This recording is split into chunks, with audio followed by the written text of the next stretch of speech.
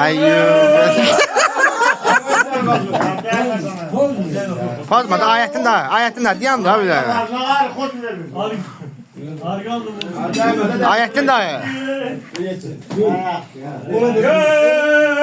Ay ay.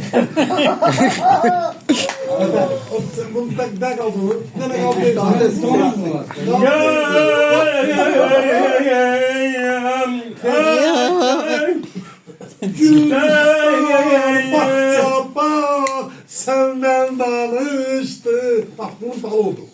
Vallahi ben size yazdım canım.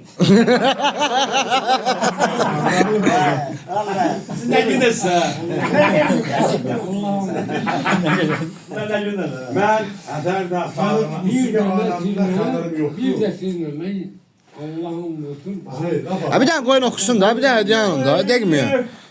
Allah'ı olan. Ben bilmiyorum. Ben bilmiyorum. Ayetin de. Ayette.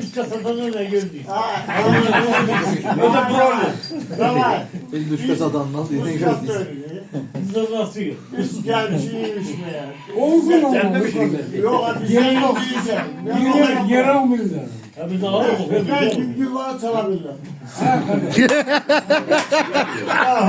Harbiden sağ ol. Bu adamın şerefin büyük. Muska. Bunu demedim ki seni tanımak problem. Sen çalmaktan inciysen ki mani var. Kardeş başını dönün. Ha sen muzikalsan biz de musul yapsınıydık adamım sen. He. Sen de bize koşan ben. Yukarı sağa bak. Sağında mühteber varlık var. Bunların nezara al. Sen için bu sefer varlık. Hele ki